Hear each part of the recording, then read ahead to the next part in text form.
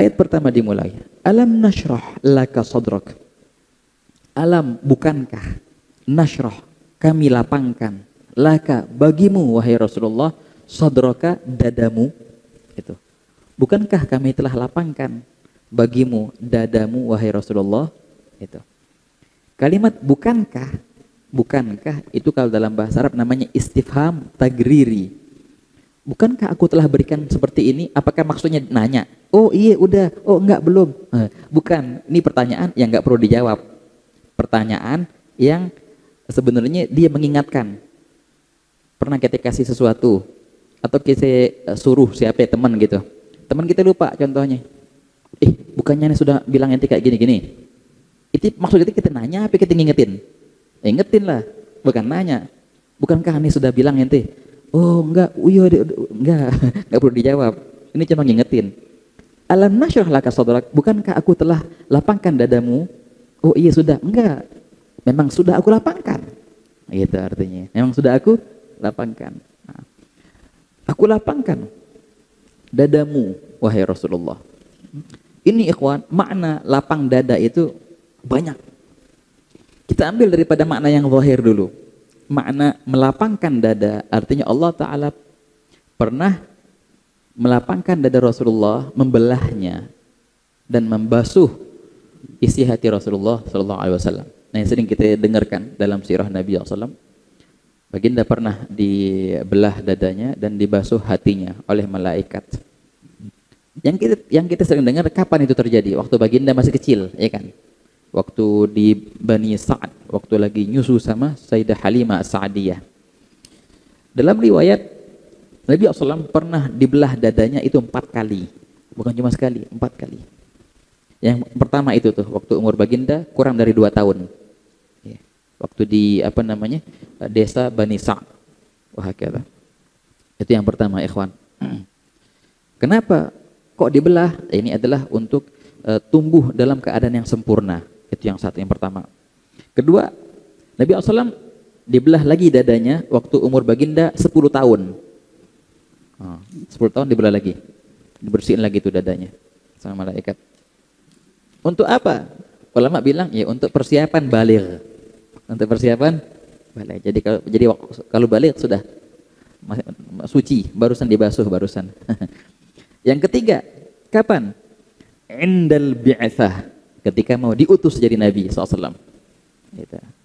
Ma'rufnya ketika malaikat Jibril alaihissalam ya kan, memberikan wahyu, malaikat Jibril memeluk Rasulullah 3 kali, ya kan. Dalam riwayat juga dilaksanakan pembelahan dada lagi. Untuk apa? Untuk mempersiapkan hati Rasulullah memikul Al-Qur'an. Itu yang ketiga. Yang terakhir, yang keempat, dibelah lagi dada Nabi SAW. Kapan? Sebelum Isra Mi'raj. Sebelum naik ke atas, dibelah dulu. Untuk apa? Untuk mempersiapkan untuk ketemu sama malaikat-malaikat dan ketemu sama Allah Subhanahu wa taala. Nah, itu ikhwan. 4 kali terjadi proses pembelahan dada. Sebenarnya semua cerita pembelahan dada itu bukanlah mengeluarkan kotoran, sebagai ada orang bilang kayak gitu. Jadi ada kotoran di hati Rasulullah dikeluarin sama malaikat. Bukan. Wa ma akhrajal amlaku min qalbihi adza walakinnahum zaduhu tuhran ala tuhri. Dikatakan Habib Ali dalam maulidnya. Malaikat enggak ngeluarin kotoran dari hati Rasulullah. Emang enggak ada kotor kok. Masa iya ada kotoran di hati Rasulullah yang dikeluarin? Enggak. Loh jadi apa? Zaduhum tuhran ala tuhri. Malaikat menambahkan kesucian di atas kesucian. Itu artinya. Dalam riwayat yang lain memang ada kegelapan yang dikeluarkan. Kegelapan apa itu? Begini ikhwan. Bukannya kegelapan zulmah ataupun dosa, enggak. Kegelapan itu adalah rahmatnya Rasulullah untuk syaitan. Wa ma arsalnaka illa rahmatan lil alamin. Aku tidaklah mengutusmu melainkan engkau sebagai rahmat bagi semesta alam. Di antara semesta alam masuk syaitan di sini. Sebenarnya syaitan masuk juga dalam naungan rahmatnya Rasulullah SAW. Nah, ini yang dipotong oleh malaikat, dikeluarin. Jangan sampai syaitan dapat rahmat ente. Kalau enggak kacau. Akhirnya baginda berusaha untuk masuk ke syaitan ke surga akhirnya. Dikeluarin nih, jangan sampai ada rahmat ke syaitan. Nah, ini yang dikeluarkan. Katanya gitu ya, kawan. Itulah arti kegelapan dalam beberapa riwayat itu. Ini arti yang pertama. Perihal pembelahan dada. Alam nashrah, kami lapangkan dadamu dengan secara zahirnya kami belah dan kami bersihkan. Itu makna yang pertama. Makna yang kedua, hadza ajib, kita ambil dari Sayyidil Habib. Nashrah diambil daripada kalimat tashrih. Tashrih artinya melapangkan dan mengisi dengan perkara. Baru tashrih namanya, itu dibuka, dilapangin dan diisi. Maksudnya apa? Diisi dengan ma'arif, diisi dengan ilmu-ilmu, ya, diisi dengan ma'rifat-ma'rifat. Nah, ini artinya. Bukankah kami telah mengisi hatimu dengan ma'rifat-ma'rifat? Nah, itu artinya, ikhwan. La ilaha illallah. Oke. Syarh as-sadr, perihal pelapangan dada ini, kata para ulama, inilah asas segala kebaikan. Orang bisa melakukan kebaikan, kenapa? Karena lapang dadanya. Ketika itu dia bisa melakukan kebaikan. Kalau seandainya Allah Ta'ala keraskan dadanya, gelapkan dadanya, sempitkan dadanya, dia nggak bakal bisa untuk melakukan kebaikan. Begitu, sumpek, nggak bisa ngapa-ngapain. Itu pertama. Dan kedua, berkat pelapangan dada ini akhirnya orang bisa mendapatkan keberkahan waktu. Hubungannya apa, ikhwan? Antara pelapangan dada dan keberkahan waktu. Oh, hubungannya sangat erat. Kalau orang lapang dadanya, nikmat, dia bisa mengerjakan amal-amal yang banyak dalam waktu yang singkat. Betul nggak? Betul. Bisa konsen, kelar. Habis itu ngerjain yang kedua, kelar. Ngerjain yang ketiga, kelar. Dalam waktu yang singkat. Karena tenang, hatinya lapang. Tapi kalau seandainya orang yang sumpek, yang bingung, yang dikasih satu kerjaan aja nggak bakal dikelar-kelarin sama dia, ya nggak bisa ngerjain, ya sumpek. Nah, makanya baginda SAW memikul beban yang luar biasa, hidayat untuk umat ini kelar dalam tempo 22 tahun penyampaiannya semua syariat. Nah, kenapa? Karena telah dilapangkan dadanya. Nah, begitu ya ikhwan. Nah, makanya mintalah pelapangan dada. Nah, jadi berkah waktu. La ilaha illallah. Perihal pelapangan dada juga Nabi SAW pernah menyebutkan dalam hadisnya, innan nur idza dakhalal qalb insyaraha lahu sadr wan fasah. Tanda pelapangan dada itu kapan? Dada itu bisa lapang ya ikhwan, bila mana ada cahaya masuk ke hati. Baru sekarang lapang dada. Innan nur, sesungguhnya cahaya, bila mana dia masuk ke hati, maka akan lapanglah dada itu. Kata Nabi SAW. Sahabat nanya, ada tandanya enggak ya Rasulullah? Tahu dari mana kita? Dada kita lapang atau enggak? Ada 3 tanda. Wa hal lidzalika min alamah? Qala na'am, at-tajafi 'an daril ghurur wal inabah ila daril khulud wal isti'dad lil maut qabla nuzulih. 3 tanda orang yang lapang dadanya. Pertama, at-tajafi 'an daril ghurur, enggak nafsu lagi sama dunia. 1. Bukannya berarti udah. Bukan berarti nggak kerja, ninggalin semuanya di rumah toh. Ya bukan begitu. Nggak ada lagi tamak ke dunia. Tetap dia lakukan kewajibannya dalam bekerja, kewajibannya dalam menunaikan apa yang dilaksanakan, apa yang diperintahkan, tetap. Tapi untuk tamak mengejar dunia mati-matian, sumpek, udah nggak lagi. Itu artinya nggak nafsu sama dunia. Wal inabah ila daril khulud, lebih nafsu ke akhirat. Gitu.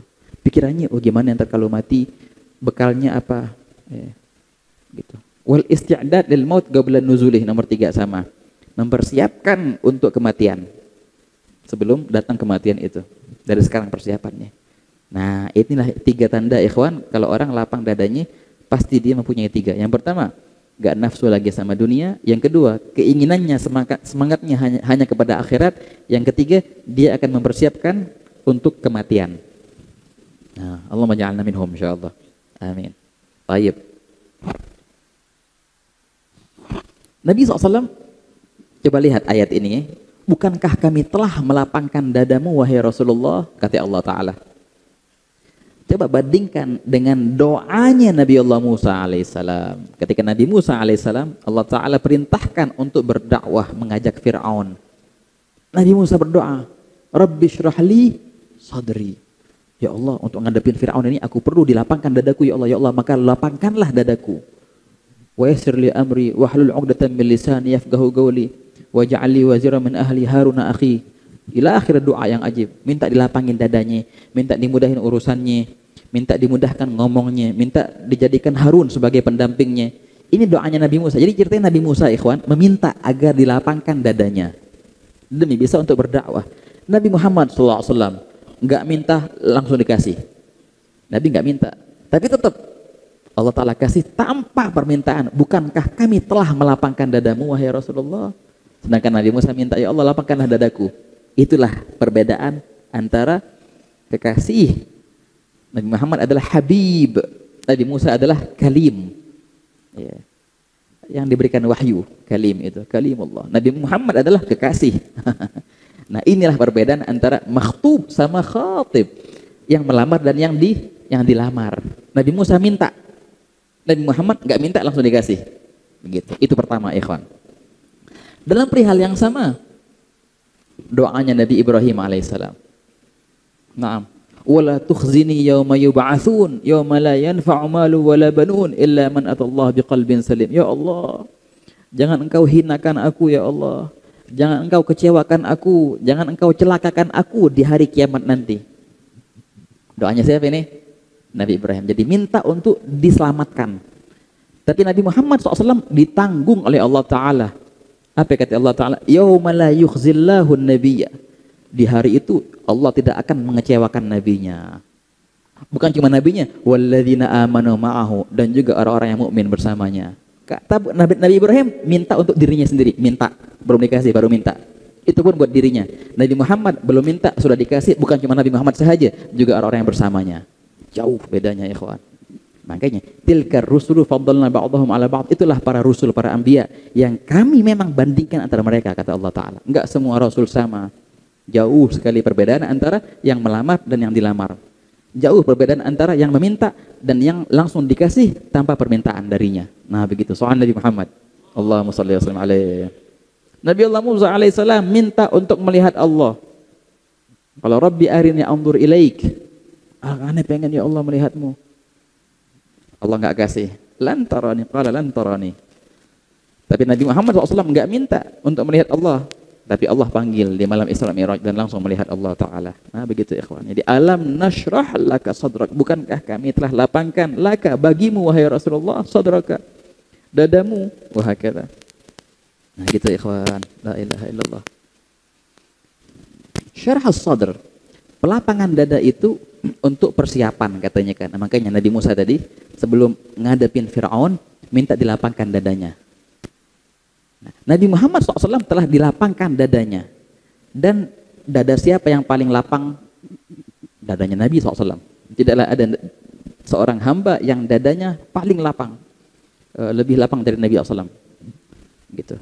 Nah, oleh karena itu Baginda Sallallahu Alaihi Wasallam diberikan khususiyah, keutamaan-keutamaan yang bercabang dari kelapangan dada ini, gitu. Membawa beban dakwah, menjadi nabi akhir zaman, nyampe ke Sidratul Muntaha, itu semua khususiyah yang bercabang dari pelapangan dada Nabi Muhammad Sallallahu Alaihi Wasallam. Al-Imam As-Suyuti mengarang kitab Jamil, itu kitab tebal. Imam Suyuti katanya ngarang kitab itu 20 tahun ngarangnya. Namanya apa? Al-Unmudhajul Labib fi Khasa'isil Habib. Kalau dalam takbir yang ma'rufnya Al-Khasa'is Al-Kubra, keutamaan Nabi Muhammad sallallahu alaihi wasallam. Gitu. Beliau karang 20 tahun kitab itu. Luar biasa ikhwan. Nah, begitulah. Kalau enggak utama, maka enggak bakal dilapangkan dadanya selapang-lapangnya. Karena baginda adalah yang paling utama, oleh karena itu dilapangkanlah dadanya selapang-lapangnya. Begitu ikhwan. Sallallahu Nabi Muhammad. Allahumma shalli wa sallim alaihi. Kalau kita lihat ayat ini, alam bukankah nashrah kami telah melapangkan sadraka, dadamu. Tapi lihat ada kalimat lakanya, bagimu. Ini kalau kita buang lakanya, maknanya sih benar-benar aja, bukankah kami telah melapangkan dadamu, itu artinya. Tapi di sini ada kalimat laka. Bukankah kami telah melapangkan bagimu, dadamu. Jadi pelapangan dada itu suatu karunia untukmu. Kenapa disebutkan laka di sini ikhwan? Oke. Banyak hikmahnya. Di antara hikmah yang ajib, la ilaha illallah, dia bilang allamu billam. Bila mana seorang beribadah ikhlas untuk Allah, maka Allah pun akan ikhlas untuknya. Begitu. Sudah, ente korbankan semua yang engkau punya untuk Allah, maka Allah pun akan mengorbankan untukmu. Ada untuk dibalas dengan untuk. Wah, kata. Ketika engkau benar-benar menyerahkan dirimu untuk Allah, maka di antaranya ini, di antara karunia, kami akan lapangkan untukmu dadamu balasan karena engkau telah memberikan semua yang engkau miliki kepadaku, kata Allah Ta'ala. Nah, begitu di antaranya itu, ikhwan. Begitu juga yang lainnya, warfa'na laka. Di sini wada'na anka. Padahal bisa semua tanpa itu. Di sini ada pembalasan artinya. Begitu. Tayyib. Itu alam nashrah laka sadrak. La ilaha illallah, la ilaha illallah. Yang kedua, wa wada'na anka wizrak alladhi anqadha dhahrak. Wa wada'na, dan kami telah meletakkan, itu artinya wada'a, anka darimu, wizraka. Wizraka artinya perihal yang membebanimu. Alladhi, yang mana wizr itu, anqadha, yang telah memberatkan, dhahraka, pundakmu. Sungguh kami telah meletakkan beban yang telah memberatkan pundakmu. Itu secara zahirnya, ikhwan. Jadi di sini dibahas bahwasanya Allah Ta'ala meletakkan beban Nabi, menghilangkan beban yang dipikul oleh Rasulullah SAW. Nah, di sini, ikhwan, ulama tafsir mereka banyak pendapatnya perihal tentang apa sih beban itu. Oke. Pertama-tama lihat ya. Jadi artinya kami telah menjauhkan beban itu. Di antara ulama tafsir mereka berkata beban artinya dosa. Sungguh kami telah menghilangkan dosamu yang memberatkan pundakmu. Tamaan di sini jelas. Ketika dinisbatkan dosa kepada Rasulullah Sallallahu Alaihi Wasallam, maka itu ada arti yang khusus. Ini dibahas sama Habib Hamid Barakwan beberapa pertemuan lalu. Ya, Beb, ya. Dalam firman, liyaghfira laka ma taqaddama min dzambika wa ma ta'akhkhar. Gitu. Sungguh kami bukakan kepadamu fatah yang jelas untuk diampunkan dosa-dosamu. Pertanyaan, emang Nabi punya dosa? Enggak punya dosa dan mustahil punya dosa. Loh, bagaimana diampunkan dosanya Rasulullah? Maknanya banyak, diantaranya adalah dosa umatnya. Kenapa dinisbatkan ke Rasulullah? Karena baginda sangat memikirkan itu. Gitu. Baginda enggak punya dosa, tapi dosa umatnya yang jadi beban Rasulullah SAW. Nah, inilah yang dibuang oleh Allah Ta'ala, beban ini. Artinya apa? Artinya begini, ikhwan. Ketika Allah Ta'ala menghilangkan beban dari pundak Rasulullah, yang mana beban itu adalah pikiran atas dosa-dosa umatnya, berarti Allah Ta'ala memudahkan umatnya untuk mendapatkan pengampunan. Itu artinya. Kami jauhkan beban itu. Kami mudahkan umatmu untuk dapat pengampunan, wahai Muhammad. Begitu. Jadi jangan takut. Jangan terbebani dengan dosa umatmu. Enggak. Majal, kesempatan mereka untuk mendapatkan pengampunan sangat luas. Maka jangan dipikirin, tenang aja. Nah, itu artinya, ikhwan. Di antara arti yang ajib di sini. Nah, makanya dibilang kalau seandainya di akhirat nanti, ada ma'ruf dalam beberapa hadis kan. Di akhirat nanti, kalau seandainya ada umat Rasulullah yang masuk ke neraka, malaikat bingung. Lu kok bingung? Lu ini kok bisa masuk neraka? Padahal kesempatan mendapatkan pengampunan, limpatan ganda dalam kebaikan itu luar biasa, tapi tetap masuk neraka. Ya aneh ini umat Rasulullah SAW. Tapi kalau umat yang lain kebalik. Ketika ada umat sebelum Nabi SAW, umat sebelum kita, ketika mereka bisa masuk surga, itu yang aneh. Loh, kok bisa masuk surga? Padahal susah masuk surganya ini. Nah, jadi kalau umat yang sebelum Rasulullah, umat sebelum kita, mereka masuk neraka, itu biasa. Karena memang susah kok surga bagi mereka. Pas mereka masuk surga, bingung malaikat. Lah, tapi kalau kita, kalau seandainya kita masuk surga, itu biasa. Karena mudah surga bagi kita. Tapi kalau seandainya ada di antara kita yang masuk neraka, bingung malaikat. Loh, kok neraka? Padahal mudah surganya. Kenapa? Karena Allah telah memudahkan surga. Allah Ta'ala sudah menghilangkan beban dosa umat Rasulullah dari pundak Rasulullah. Wada'na anka wizrak. Dimudahkan untuk mendapatkan maghfirah, ikhwan. Nah, gitulah artinya. La ilaha illallah. Naam. Ada yang bilang wizr di sini dosa. Maksudnya dosa di sini bukannya dosa maksiat, enggak. Tabaan. dosa di sini perihal yang khilaful aula, ada yang bilang kayak gitu kan. Tapi tetap pendapat ini juga kurang muhtaram kalau bahasa ini. Nah, apa namanya? Sungguh kami telah menghilangkan dosa darimu, bukan dosa yang haram, bukan, makruh pun bukan, tapi khilaful aula, perkara yang tidak layak. Yang pernah baginda SAW ditegur. Nah, seperti apa namanya? Afallahu an kalima adzin talahum, ketika baginda SAW memberikan izin kepada mereka beberapa orang yang munafik untuk tidak hadir jihad. Itu ditegur oleh Allah Ta'ala. Kenapa engkau izinin? Gitu. Di antara pembahasannya yang bakal kita bahas nanti dengan pembahasan yang panjang, di abasa wa tawalla, ketika baginda agak cemberut, ya kan, agak masem mukanya ketika datang Sayyidina Abdullah bin Maktum, walaupun ntar pembahasannya akan dibahas di min kalam Sayyidina Al-Habib Idris bin Umar Al-Habsyi. Nah, seperti itu namanya khilaful aula. Nah, ini ditegur oleh Allah Ta'ala. Pun khilaful aula itu sudah kami hilangkan. Jangan terbebani dengan khilaful aula itu. Nah, karena sudah kami hilangkan. Nah, bukannya dosa. Khilaful aula itu, ikhwan, perkara yang sebenarnya sih bukan dosa. Memang bukan dosa dan bukan makruh. Enggak. Perkara yang mubah. Tapi bagi Rasulullah itu tidak layak.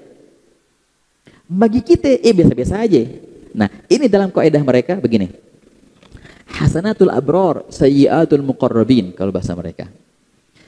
Ada tingkat namanya abror, orang baik. Nah, ada lagi tingkat yang lebih tinggi namanya muqarrabin, orang yang terdekat. Perihal yang dianggap orang-orang baik, orang abror itu baik, itu mungkin bisa jadi di kalangan orang muqarrabin ini suatu keburukan. Bagi orang yang bawah ini suatu kebaikan. Memang kayak gitu, ikhwan. Contoh begini. Apa namanya? Orang yang baru masuk Islam, yang baru kenal Islam, contohnya dia sholat wajib aja, dia nggak sholat sunnah sama sekali. Right, nggak apa-apa, bagus. Tapi kalau seandainya seorang ulama, alim yang menjadi panutan, dia nggak mau sholat sunnah, kejelekan itu, ya kan? Loh, sama ini, muslim, yuk lain. Bagi dia, alhamdulillah sudah sholat wajib, alhamdulillah, orang yang baru kenal Islam tadi. Lah bagi ente nggak sholat sunnah itu kejelekan. Nah kayak gitu, ikhwan. Contoh lagi, kalau orang di jalanan contohnya, dia pakai baju tapi cuma nutup aurat saja, laki-laki gitu, laki-laki nggak pakai baju, pakai celana, gitu. Gimana yang pandangan kita? Ya bagus, nggak apa-apa. Atau pakai kaos oblong deh, kaos oblong pakai celana.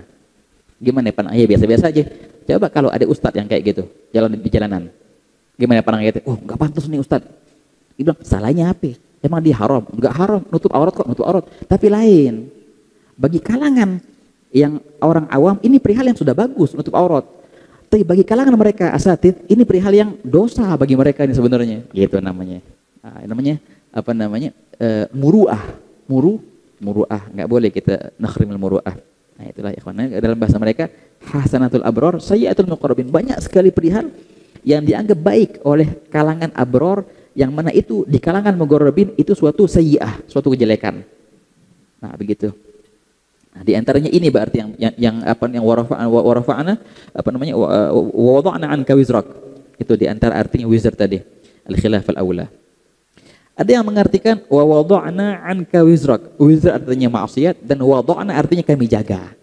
Kami jaga engkau dari kemaksiatan. Dan memang semua para anbiya itu maksum, ya kan? Maksum artinya apa? Tidak mungkin mereka jatuh ke maksiat. Bukannya tidak jatuh, tidak mungkin jatuh. Jauh antara kedua itu, ikhwan. Kalau tidak jatuh, mungkin jatuh ke maksiat tapi enggak jatuh. Enggak, bukannya enggak jatuh, enggak mungkin jatuh. Emang enggak mungkin untuk jatuh, apalagi jatuhnya enggak mungkin sama sekali. Wah, kata. Kata makna al-ismah. Wa wada'na anka wizraka alladhi anqadha dhahraka. Yang terakhir di sini wa rafa'na laka dzikrak. Oh, hadza ajib. Perihal wa rafa'na laka dzikrak. Wa rafa'na, dan telah kami angkat laka bagimu. Apa? Dzikraka. Namamu. Telah kami angkat namamu wahai Rasulullah. Karunia juga. Maksudnya apa? Telah diangkat nama Rasulullah. Makna yang ajib. Di antara maknanya, para ulama tafsir menyebutkan, menukil hadis teman huwa marwi an ba'd al-a'immah, ketika malaikat Jibril alaihissalam bertanya, tahu enggak engkau Rasulullah apa arti ayat ini? Apa arti namamu diangkat oleh Allah Ta'ala? Nabi SAW nggak tahu. Maksudnya apa ya, diangkat namaku? Jibril menjawab, Allah Ta'ala tidak menyebutkan namanya, melainkan bergandengan dengan namamu. Itu artinya. Dengan itulah namamu diangkat. Allah berfirman dalam hadits qudsinya, la udhkar illa wa dzukirta ma'i. Tidaklah disebutkan aku, melainkan engkau disebutkan bergandengan dengan namaku, kata Allah Ta'ala. Nah, itu kata Jibril kepada Nabi Muhammad SAW. Wahakala. Nah, makanya ikhwan, di mana contohnya? Di syahadat. Enggak sah syahadat asyhadu an la ilaha illallah tanpa asyhadu anna Muhammadan Rasulullah. Harus dua. Di khutbah contohnya, di khutbah Jumat ada hamdalah, ada juga rukunnya sholawat Nabi, ya kan, rukunnya. Wahakala. La ilaha illallah wa rafa'na laka dzikrak. Dan di antaranya ikhwan, di zinatul al-jannah, di hiasan-hiasan surga itu tertulis la ilaha illallah Muhammadur Rasulullah sallallahu alaihi wasallam gitu. Digandengkan dalam beberapa makna yang indah kan di sini. Coba lihat, perhatikan, la ilaha illallah, tiada Tuhan selain Allah. Nama Allah di mana? Di ujung kalimat. La ilaha illallah. Muhammadur Rasulullah, nama Rasulullah di mana? Di awal. Berarti bergandengan tuh antara Allah sama Muhammad. La ilaha illallah. Habis itu Muhammad, bergandengan dua ini. Muhammadur Rasulullah. Jadi diangkat nama Nabi sallallahu alaihi wasallam. La ilaha illallah. Nah, jadi diangkatlah nama Rasulullah di alam dunia dan di alam barzakh, di alam akhirat nanti juga. Di alam barzakh, ketika orang dikuburkan, malaikat bakal nanya man rabbuka ila akhiruh. Di antara yang ditanya apa namanya? Wajahnya Nabi SAW. Siapa orang ini? Diangkat nama Rasulullah SAW. Itu di padang mahsyar. Di akhirat nanti, itu di barzakh. Di akhirat nanti di padang mahsyar semua akan mengetahui siapalah Rasulullah SAW. Begitu ikhwan. Diangkatlah nama Nabi SAW. Sayyidil Habib Umar mengatakan, di antara makna pengangkatan nama di alam manusia, katanya tidak ada dari zaman Nabi Adam sampai sekarang sosok seseorang yang terjaga sangat biografinya seperti biografi Rasulullah SAW. Cari di agama manapun, di sosok manapun, di negeri manapun, ada enggak dinukil kisah seseorang sedetail seperti Rasulullah SAW. Semua perkataan, kebanyakan perkataannya dijaga. Sekian jilid perkataan Nabi SAW. Hadis itu. Sifat-sifatnya Rasulullah dengan sedetail-detailnya. Bagaimana cara duduknya, bagaimana makannya, bagaimana di rumahnya, bagaimana dengan istrinya, detail. Wah, kata. Bagaimana gerak-geriknya, gitu. Dari kecil sampai meninggal itu ada semua ceritanya. Tiap tahunnya bagaimana? Adakah sosok seorang yang seperti itu dalam ilmu sejarah? Pernahkah ada seorang yang dinukil biografinya sedetail Rasulullah SAW? Nggak ada sama sekali. Dari zaman Nabi Adam sampai hari kiamat nanti nggak bakal ada kayak gitu. Inilah diantara arti wa rafa'na laka dzikrak. Kami senantiasa harumkan namamu, gitu. Kami senantiasa angkat namamu wahai Rasulullah sallallahu alaihi wasallam. Oke, Sayyidina Hasan bin Thabit berkata, "Agharra alaih lin nubuwati khatamun min Allah mashhurun yaluhu wa yashhadu wa dhamma al-ilahu ismahu wa dhamma al-ilahu isman nabiy ila ismihi idza qala fil khamsil muadzinu ashhadu wa shaggalahu min ismihi liyujillahu fadul arsy mahmudun wa hadza Muhammadu." Wahakala. Dalam syairnya ajib, Sayyidina Hasan bin Thabit, Allah Ta'ala telah menggandengkan nama Nabi dengan namanya. Tatkala di adzan, ketika orang muadzin bilang asyhadu, asyhadu an la ilaha illallah, habis itu apa? Asyhadu anna Muhammad Rasulullah. Dan Allah Ta'ala mengambil istighaq dari namanya untuk nama Rasulnya. Karena di antara namanya Allah adalah Mahmud. Dan di antara nama Nabi Muhammad adalah Muhammad, yang mana kedua ini diambil daripada kalimat hamd. Wahakala. La ilaha illallah. Wah, ini makna wa rafa'na laka dzikrak. Di akhirnya di sini dihitamkan dengan fa inna ma'al usri yusra, inna ma'al usri yusra, fa idza faraghta famsab wa ila rabbika farghab. Insyaallah kita akan ambil makna-maknanya dalam pertemuan yang akan datang. Hadza ajib ikhwan. Di antara makna yang indah yang kita bakal bahas nanti, di antara makna fa inna ma'al usri yusra. Usr itu kan artinya kesusahan ya, kesulitan. Yusr kemudahan. Ya, harus kita yakini. Setiap problem yang kita hadapin di dunia ini, setiap orang pasti ada problem. Nggak ada orang ceritanya hidup dunia happy, nggak ada problem. Tapi ketika engkau melihat problem itu, ya, dari sudut yang lain, maka engkau akan lihat kelembutan Allah yang luar biasa dalam problem itu. Itu satu. Yang kedua, tiap-tiap problem itu akan mendatangkan kesenangan yang luar biasa setelahnya. Makanya kalau arifin dulu mereka bilang, kalau mereka mendapatkan kesenangan langsung, mereka akan bingung, akan ngeri. Kenapa? Biasanya habis kesenangan ada kesedihan. Tapi ketika mereka mendapatkan kesedihan, mereka girang. Tenang aja. Habis ini pasti ada kesenangan yang luar biasa. Gitu. Semakin besar kesulitanmu, maka juga semakin besar kesenangan yang akan datang. Dalam pepatah bahasa Hadramut, mata akhar sail illa min kubruh, kalau bahasa mereka. Akan disunahkan kalau hujan tuh jarang ya. Jadi kering emang Hadramut. Sebagian tempat bahkan mengandalkan hujan. Nah, hujan tuh kalau datang biasanya bawa apa itu? Bawa sail. Apa yang sail nih bahasa banjir. Banjir. Oh, senang kalau orang datang banjir tuh. Nah, di sana senang. Datang banjir senang, enak bisa mandi gitu di kali. Ya normal lah banjirnya. Nah, kadang-kadang jadi pas hujan turun langsung ditungguin kapan banjir lewat. Oh, banjir lewat sudah pada girang pada. Tapi kadang-kadang hujan turun. Tapi banjirnya nggak datang. Mana di ini air? Kok nggak datang? Nah, mereka bilang tenang aja. Tidaklah telat banjir itu kecuali karena besar yang akan datang. Nah, itu. Kalau banjir cuma dikit, ya cepat tuh hujan banjir cepat hilang langsung. Tapi karena banjir air yang banyak ini datangnya, makanya dia pelan-pelan datangnya. Nah, begitu pula karunia. Bila mana engkau menunggukan karunia dan itu karunia telat datangnya, maka yakinilah bahwasanya karunia yang bakal datang besar. Begitu ya kawan. Ishtaddi azmatu in tashtad tanfariji. Qad adana lailuki bil balaji. Wahai musibah, wahai azmah, wahai kesulitan. Ishtaddi. Makin keraslah engkau. Nantang dong.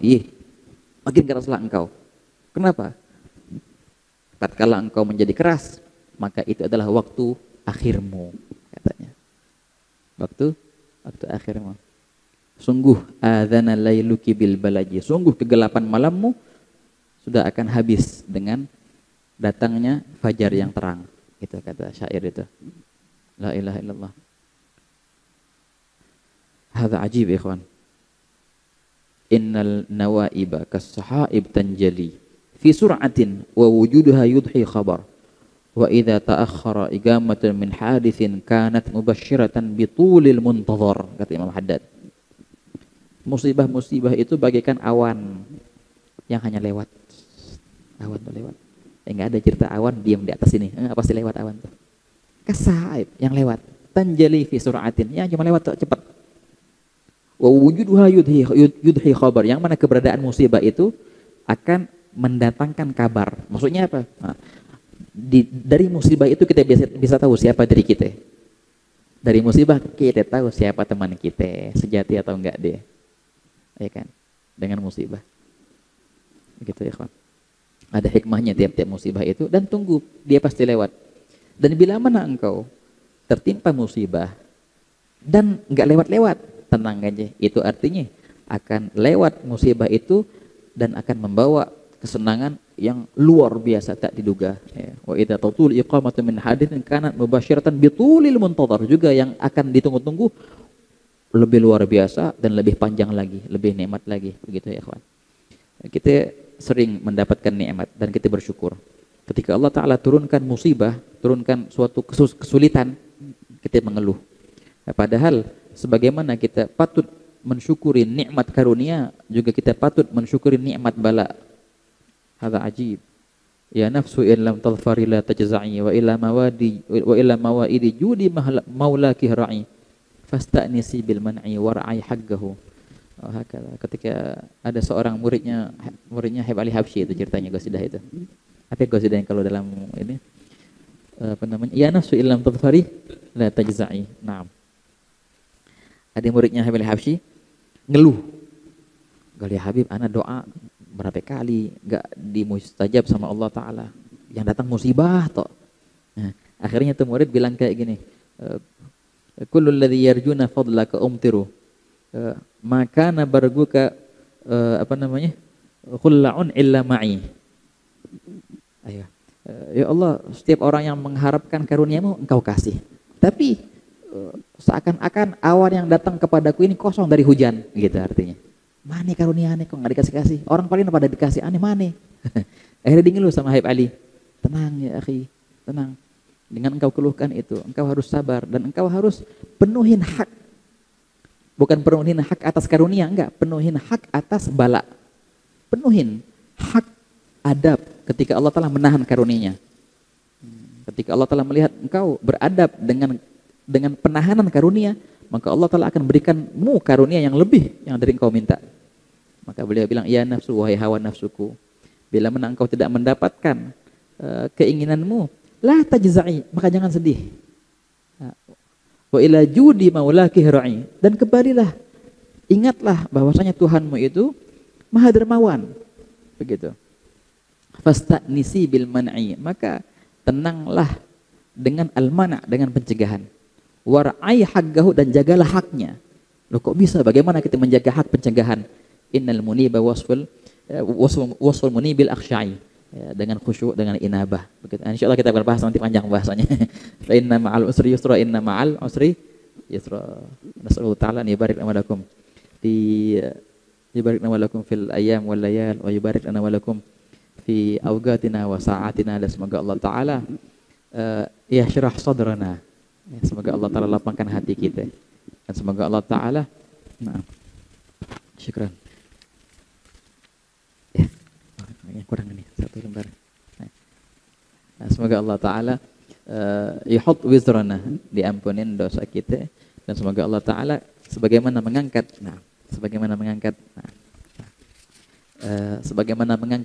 nama baginda SAW dan memuliakan Rasulullah, Allah Ta'ala mengikut sertakan kita dalam kemuliaan baginda sallallahu alaihi wasallam.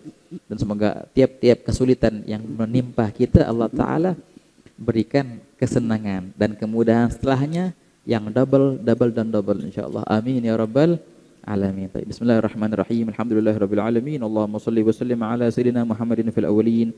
وصلي وسلم على سيدنا محمد في الآخرين وصلي وسلم على سيدنا محمد في النبيين والمرسلين وصلي وسلم على سيدنا محمد في الملأ الأعلى إلى يوم الدين وصلي وسلم على سيدنا محمد وعلى آله وصحبه أجمعين. يا رب بالمختار أكرم شافع أصلح لنا الأحوال جنبنا الردى واصلح شؤون المسلمين وعافهم وتولهم وادفع شرور من اعتدى. يا رب واجمع شملهم والطف بهم وانصر بهم دين النبي وأيدا. ثبت لنا الأقدام واغفر ذنبنا وانشر بنا في الكون أنوار الهدى. وانظر إلينا أجمعين وعافنا سرا وجهرا واشفنا من كل داء. حسن اليقين من كهبنا واحمنا واحمي حمانا واكفنا شر العدا. واقض لنا الحاجات أجمعا وزد يا واسع الإفضال منك محامدا. اختم لنا الأعمار بالحسنى وفي الفردوس فاجمعنا بطه أحمدا. وبمقعد الصدق نشاهد وجهه بحضائر القدس منازل شهداء. وبجاهه يا رب فاجعلنا به من أسعد القوم الكرام السعداء. وبجاهه يا رب فاجعلنا به من أسعد القوم الكرام السعداء.